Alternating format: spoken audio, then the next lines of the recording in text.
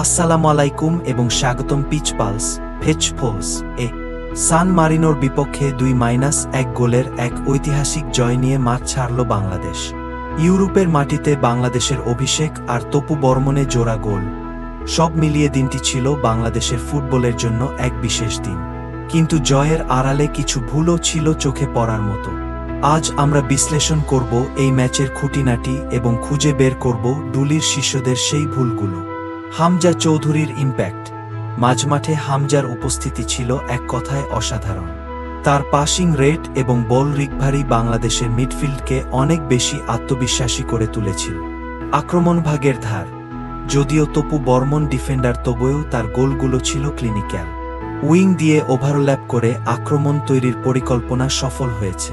Thomas ডুলির tactics. 4-3-3 ফরমেশনে ডুলি দলকে খেলিয়েছেন, যা আক্রমণাত্মক ফুটবলের জন্য সহায়ক ছিল। 2 ভুলগুলো কোথায় ছিল? Defensive lapse.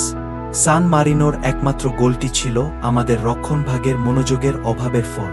কর্নার বা সেটপিস থেকে মার্কিং করার সময় তপু বর্মন এবং তারিক কাজীর মধ্যে বোঝাপড়ার কিছুটা অভাব দেখা গেছে।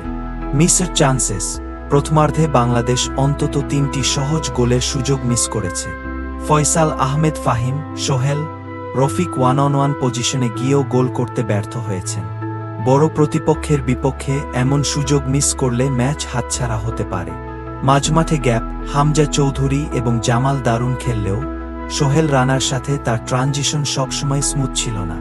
বিশেষ করে কাউন্টার অ্যাটাক ঠেকানোর সময় মাঝমাঠে বড় গ্যাপ তৈরি হচ্ছিল। ফিনিশিংয়ে জোরতা।